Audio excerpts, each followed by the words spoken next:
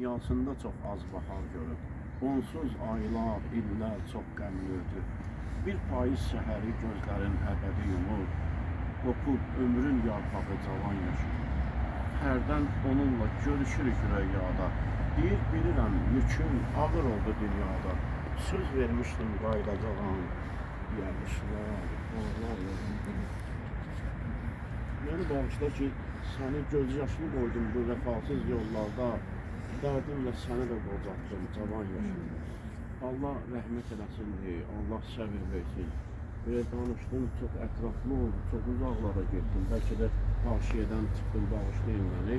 Məhz müharibənin tamamlanmasında biz bu qoçaq oğullarımıza, onlardan bax burada 4'ü dəfn olunub, 4'ü ondan qabaq da Bəxtiyardır, o Səməd oldu. Onlar da ki, 12 sentyabr hadisələrində şəhid olan qəhrəmanlarımızdır ki, bu qardaşların yanında dəfn olundular.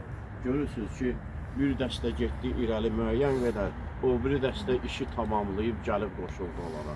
Bu bir karavandır, bunların karavanı idi. Allah çağırdı və apardı öz yanına.